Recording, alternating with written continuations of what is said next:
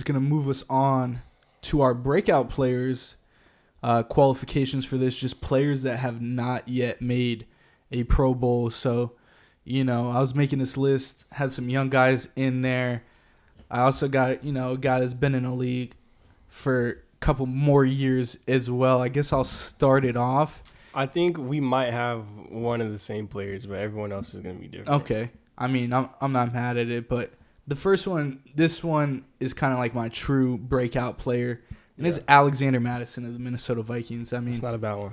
Dalvin Cook finally gone. He was the workhorse of that team. Alex Mattison in the backfield has always been a solid backup. His first 2 years in the league, 4.7, and I think he had 4.6 and 4.5 yards per carry. His first 2 years, nearly 100 carries in both of those seasons in 13 games. Last year, he was averaged 3.8 on 74 carries, so a little less. But he also had his best receiving year 2 years ago in 21, where he almost went for 300 yards. So he's caught 70 passes in his career. He's only had 400 touches.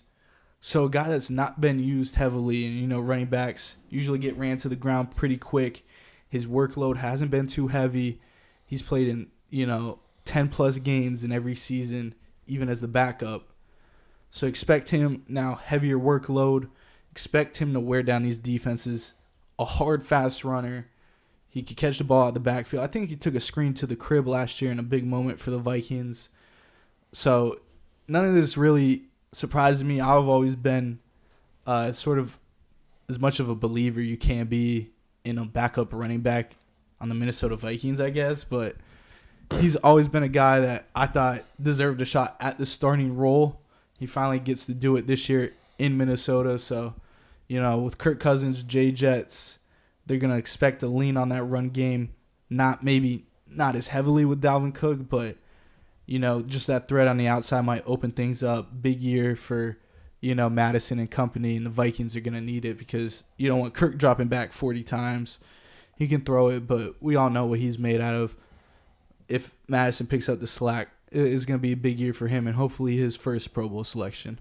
Yeah, that's a good name. I mean, Alexander Mattison, someone we've seen flash multiple times, coming in, replacing, putting up solid performances for Dalvin Cook, kind of just, sitting behind one of the best running backs in the league. So opportunities just wasn't there, but now he gets the chance to step in as the one, and he should be productive. So I'm going to go along the same lines with this player. I have someone that's been in the league, a name that everyone knows, but, still meets that criteria, haven't made a Pro Bowl, and the name's Calvin Ridley, man.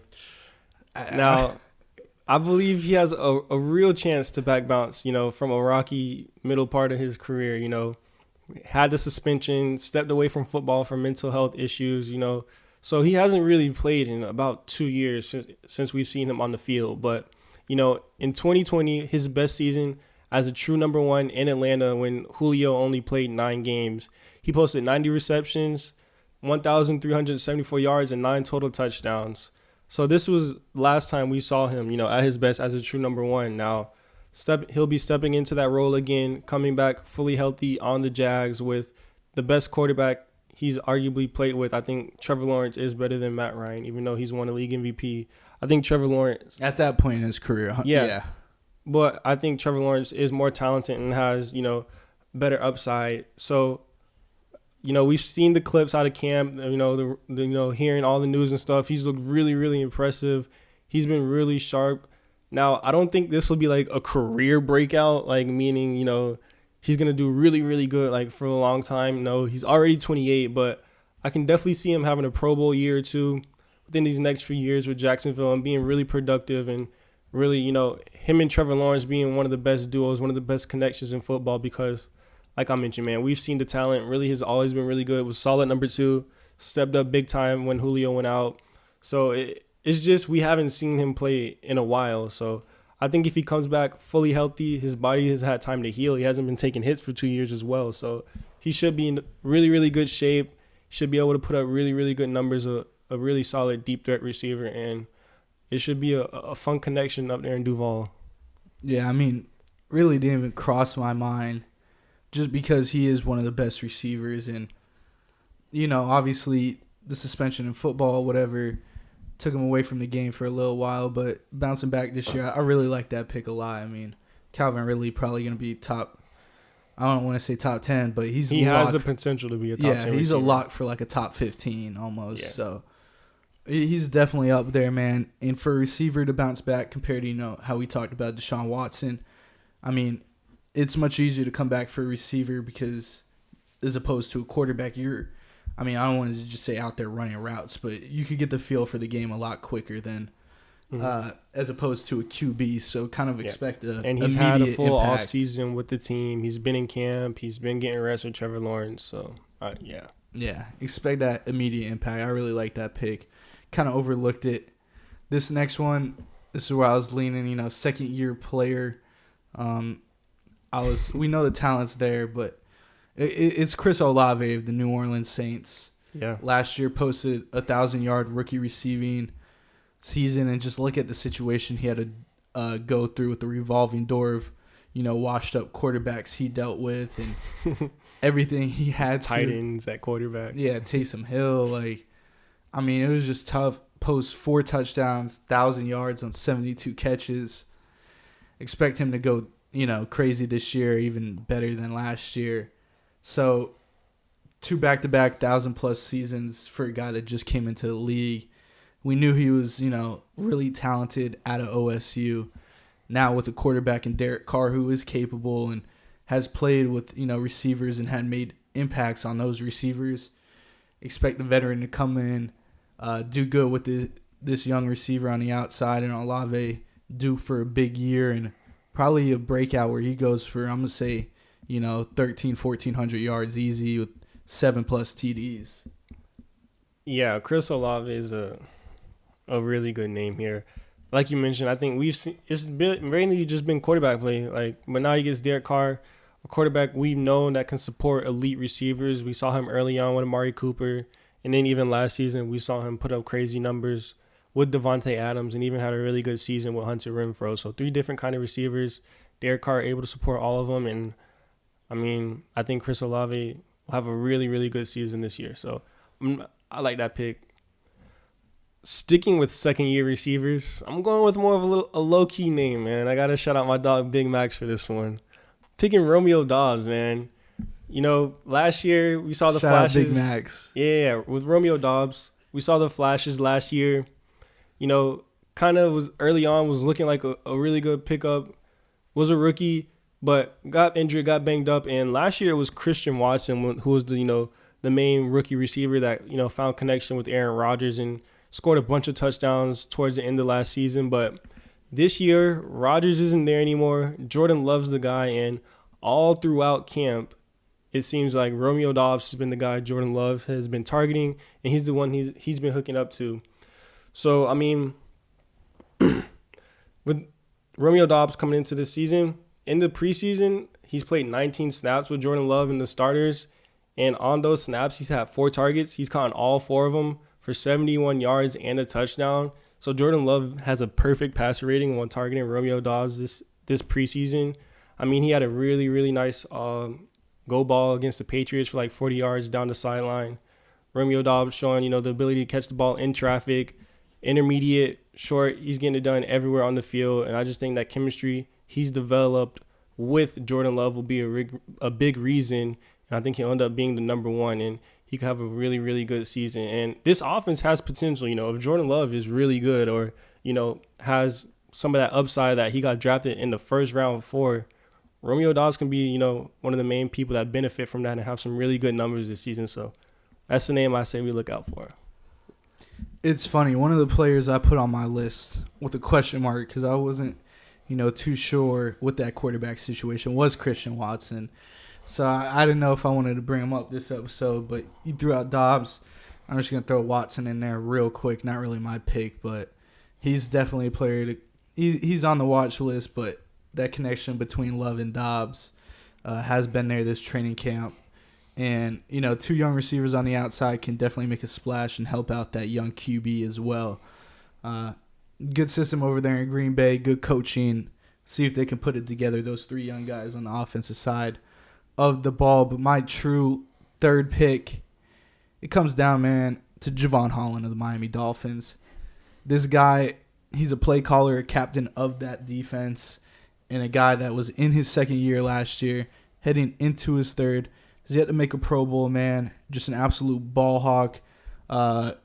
Down the middle of the field as a free safety. You could even put him in the box. I mean, he's kind of like a hybrid.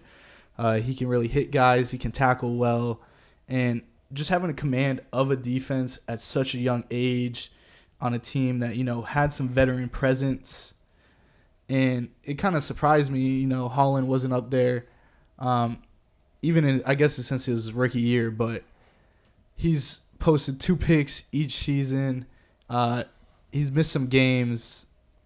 Actually, he's played both seasons healthy, but he did get a little banged up a couple games. Forced a fumble, a couple fumble recoveries in his career. He's had 4 sacks through 2 years as a free safety. Not really a big blitzer, but Javon Holland, just the way he commands that defense, takes charge, and such an impact player when you watch a Dolphins game and what he is able to do, just lurking receivers down the middle of the field, over the middle of the field, whatever it is. He's definitely up there, man, and I expect him this year in 2023 to kind of have, a Pro Bowl season where he is able to finally get that Pro Bowl chip in his third year. But, I mean, I think for any second-year player, if you're a captain of a defense, the team really has to trust you. I mean, they don't only trust you. You have to be good. I mean, they're just not throwing around captains on, starting safeties that are just decent. So, Javon Holland, man, being able to be a leader on this team, I think this year finally breaks out. A little bit less exciting position compared to our receivers. But I think Javon Holland, big year coming from him on the Miami Dolphins. Yeah, I mean, one of the most talented, young defensive players we have in this league. I'm sure it'll be just a matter of time until he gets selected to one of the Pro Bowls. So, this episode, you've done a lot of, hometown team picks, a lot of Browns, a lot of Dolphins. So I think it's time I show love to one of my Philly guys, though, man. So I'm gonna throw in my little homer pick right here, and I got Kenneth Gainwell, man. So the Eagles have been pretty much a running back by committee these past few seasons. Ever since like DeMarco Murray and LaShawn McCoy. Hey, crazy times. Before you even go on Kenneth Gainwell, man, I saw a little clip of DeMarco Murray just running absolutely through the hole, and they were like, Chip Kelly always trying to get him watching east to west, and he goes north to south touch. I just thought it was funny, man. Yeah, I Chip saw Kelly. that clip and remember that game. Yeah, the first game after Chip Kelly was fired, DeMarco Murray was running everywhere. Yes, but no need to think of those dark times as an Eagles fan. Kenneth Gainwell, I think, will come out and show that, separate himself from this running back by committee. We brought in DeAndre Swift, brought in Rashad Penny. We have Trey Sermon on the roster, drafted kind of high by the 49ers. And then we also have Boston Scott, who is the giant killer himself. But I think Kenneth Gainwell, throughout this training camp, throughout this preseason, has shown that he's going to be the number 1 running back of this committee. Came up big in the playoffs last season. That's kind of where we saw him, break out, even scored in the Super Bowl. But I think he continues to build off of that solid performance over this upcoming season. The past 2 years in his career, he's at over 4 yards per carry.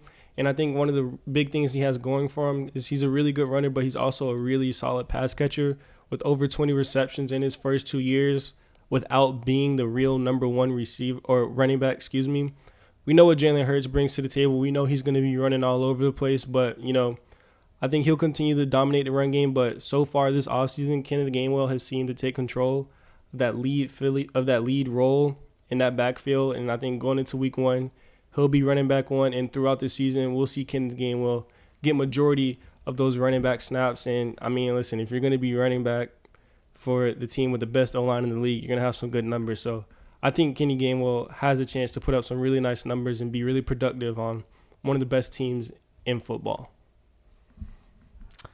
Yeah, man, I'm surprised you didn't go with the giant killer, man. I'm a big fan of Boston Scott. You know this. Well, listen, Boston Scott's really good, but I just think he doesn't have the upside. Gainwell going into his 3rd year. Boston Scott, he's older, more of a situational back, kind of in between the tackles, more of that power back.